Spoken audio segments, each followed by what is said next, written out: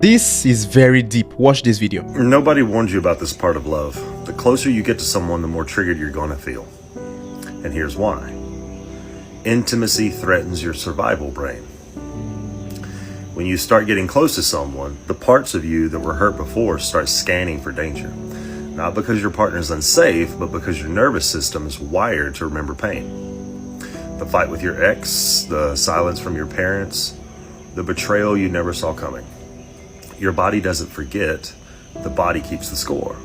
And it houses that score inside of your nervous system.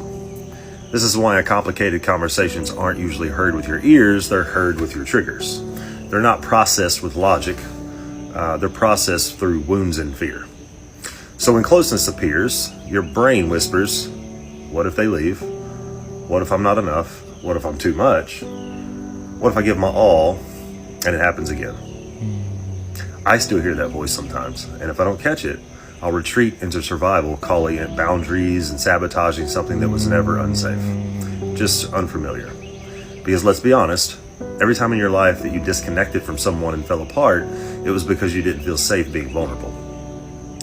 Ex-lovers, ex-spouses, old friends, even some of your family.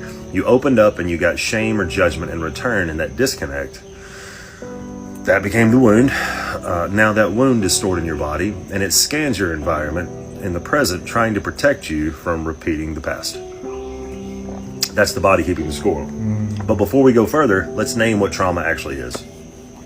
Trauma is not the event. It's the story you told yourself about yourself afterwards. It wasn't just about what they said, it wasn't just about what they did. It was the belief that settled in your nervous system after the pain hit. I'm not safe, I'm not enough, I'm too much, I should have fought back harder. Everyone leaves, no one will ever understand me. That's the trauma. And when you get close to someone, those old trauma stories get exposed.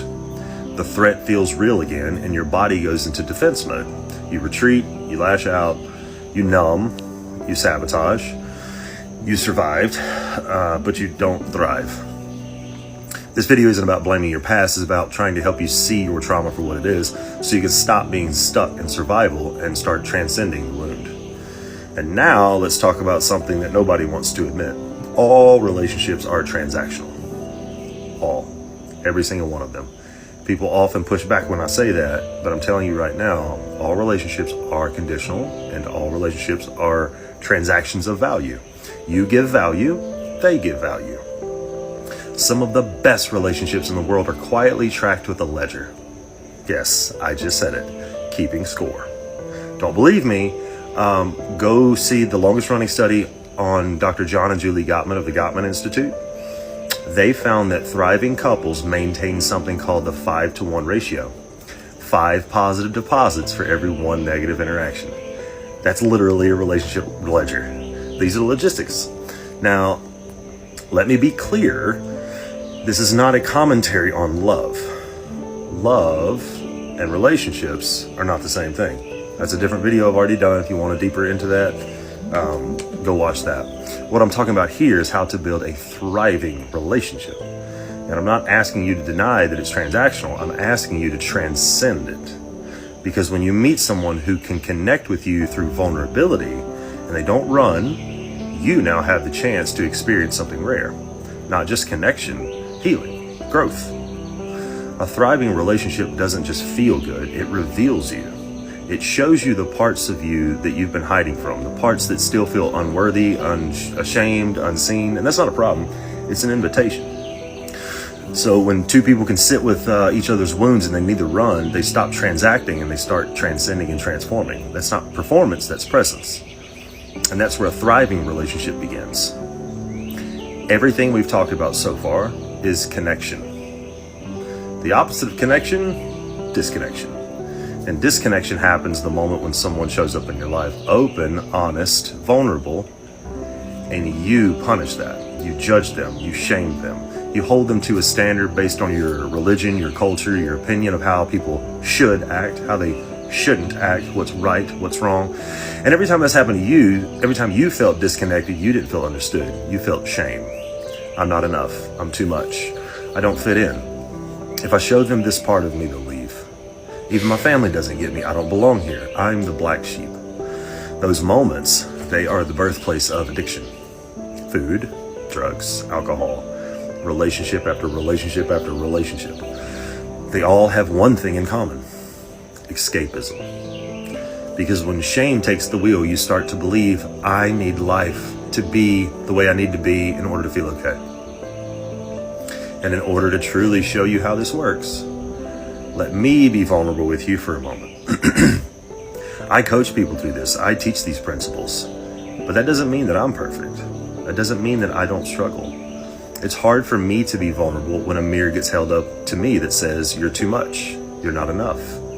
That voice has been with me since I was a child. I was adopted, and deep down, a part of me said, they didn't want me, they gave me away.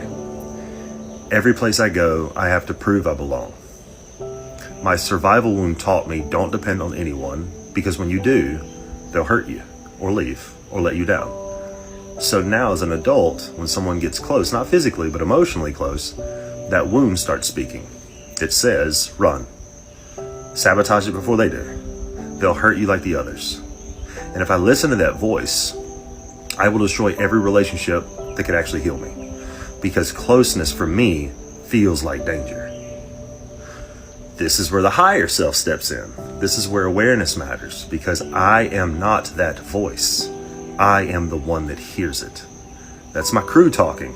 That's my villagers doing their job, trying to keep me safe. But I'm the captain of the ship. I know my crew. I know my boat. I know their strengths. I know where the boat's weak. So when the storm comes, and it will, I don't panic. I don't abandon ship. I don't retreat into isolation. I shift the sails. I lean into the starboard side, the open side, the side that says stay the course. And I can already hear the pushback. Well, what if I stay open and my boat capsizes? Then it does, and I'll rebuild. Because I've been down the road of closing. I know what lives there: isolation and pain. But staying open, even through heartbreak, is what allows me to sail forward toward connection, toward meaning, toward real healing. Because the only way I don't get there is if I stop sailing altogether. And if you do, if you really do, you won't find just a thriving relationship, you'll find freedom. Because the destination was never about connection with another. The destination is stillness. From stillness, true connection flows. Without grasping, without performing, without fear of the outcome. And if your boat capsizes, let it. Let it all fall apart. Let go completely. Because what's left is who you really are. Not the version of you trying to be chosen. Not the one trying to be perfect or protected, but the quiet, grounded self that no longer needs to chase peace. Because it is peace. That's where we're sailing toward. And the only way to get there is to keep the sails open. Even when it's scary. Especially when it's scary. That's the whole form of intimacy. Into me you see. People will show you a mirror back to yourself. That's how you get a thriving relationship. It's how you come home.